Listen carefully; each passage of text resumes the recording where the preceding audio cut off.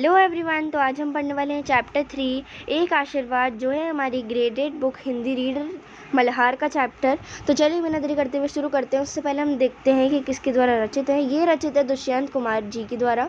तो अब मैं बता देती हूँ, इस वाली जो हमारी कविता है ये बहुत छोटी सी है, लेकिन ये जो है हमें क्या क्या बताती है। ये हमें बहुत सारी चीज़ों से मोटिवेट करती है, और जो बच्चे हैं और बहुत सारे लोग को एक आशीर्वाद के रूप में एक मोटिवेशन देती है। वो बोलती हैं कि भाई अपने सपने जो हैं तुम्हारे बड़े बड़े तुमने सोच रखे हैं, उन्हें जल्दी से पूरा करो और एक उड़ान भरो, है ना। तो यही मेन है इस पोम में। तो चलिए बिना देरी करते हुए डीपली पढ़ना शुरू करते हैं इस पोम को, कविता को। जा तेरे स्वप्न बड़े हों। इसका मतलब क्या है? कवि आशीर्वाद देते हुए कहते हैं कि जाओ, तुम्हारे जीवन के सपने और लक्ष्य बहुत ऊंचे हैं और बड़े हैं, तुम कभी छोटा मत सोचो, है ना। तो यही कवि कहना चाहते हैं कि भाई जाओ, तुम्हारे सपने बहुत बड़े हैं, अभी तुम्हें बहुत ऊंची उड़ान भरनी है, अभी हार मत मानो, है ना। तो ये कहते हैं। अब आता है भावना की गोद में से उतरकर जल्द पृथ्वी पर चलना सीखे। अब क्या होता है भावना की गोद से उतरकर, मतलब क्या होगा कि तुम्हारे सपने सिर्फ अपनी कल्पनाओं या भावनाओं के सहित या समित मत रखो, है ना। जरा बाहर आके उन्हें खुले से देखो भी, है ना। वे जल्द ही जमीन हकीकत में उतरने वाली है। जल्दी वो क्या होने वाला है? हकीकत में बदलने वाला है। अब क्या होता है कि अगर आप अंदर, जैसे कोई भी बंदा है, अब उसे आप घर के अंदर बंद करो, उसने बाहर का देखा ही ना हो कि बाहर लगता कैसे है, तो वो अपने सपने कैसे पूरे करेगा। सपने छोड़ो, उसे वर्ल्ड पता ही नहीं होगा कि दुनिया कैसे चलती है, दुनिया है क्या, ये क्या है। तो क्या है कि गोद में मत रहो, भावना की गोद में अपने की सोच रहे हो यार मैं करूँगी, कल करूँगी, ये करूँगी, वो करूँगी।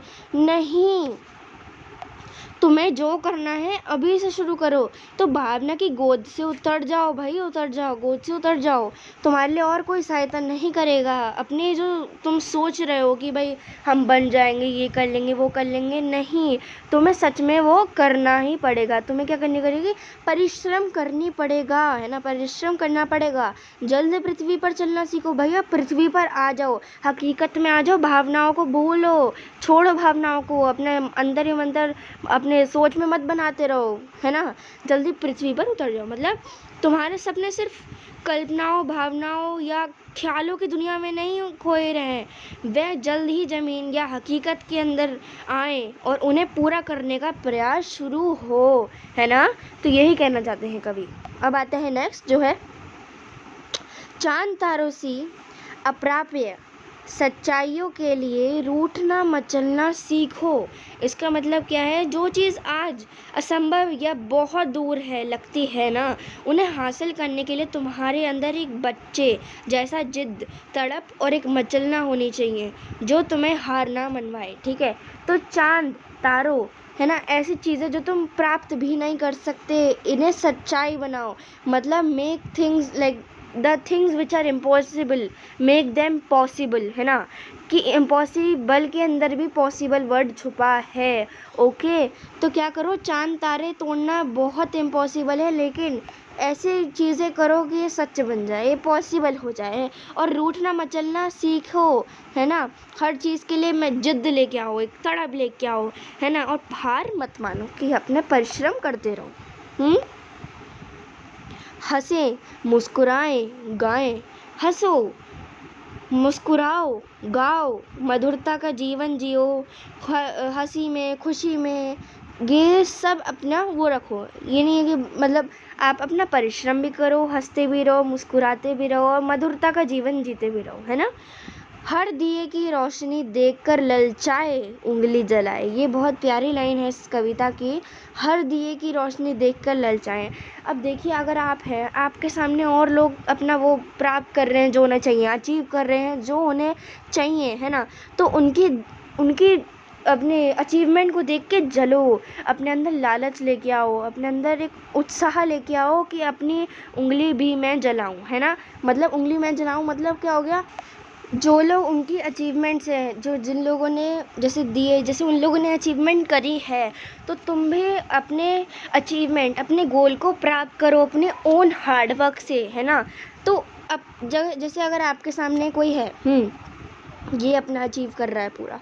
अब इसे देख के आप जलो, अपने जेलसी लेके आओ कि यार मैं कुछ नहीं कर पा रहा। इससे आप अपना परिश्रम करो, अपना हार्ड वर्क अपना करते रहो, और आप भी एक दिन अपनी उनकी तरह ही अपना गोल क्या कर लोगे, अचीव कर लोगे।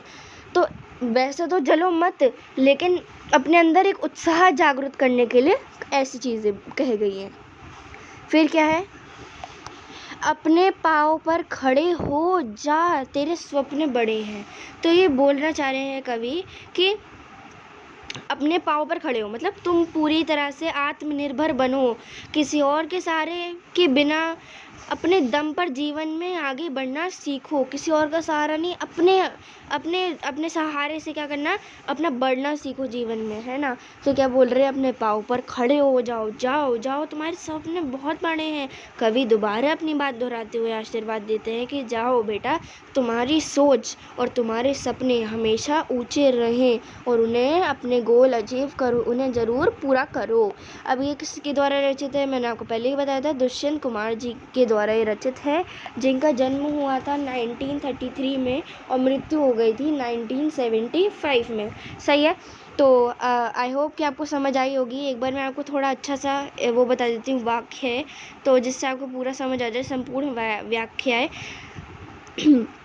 जो है, पहले पैराग्राफ से बताना शुरू करती हूँ। संसार में जहाँ भी ज्ञान, सफलता या ऊंचाई की कोई छोटी सी भी किरण या रोशनी दिखे, उसे पाने के लिए उत्साह जगाओ, है ना।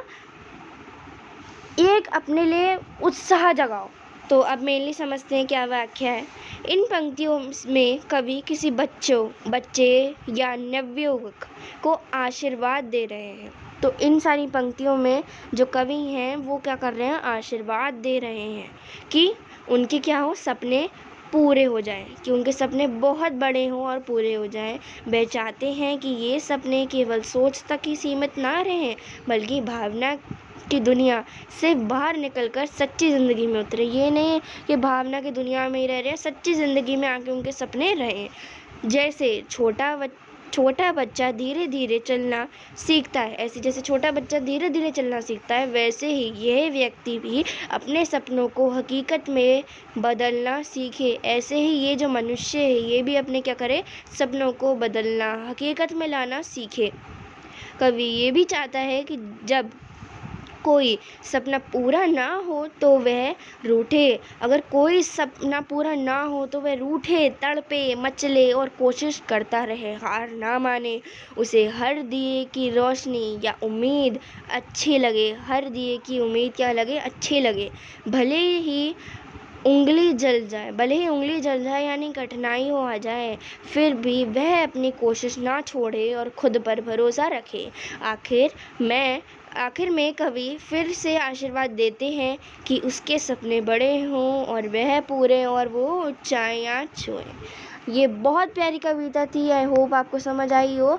तो चलिए मिलते हैं अपनी अगली वीडियो में। Till then bye.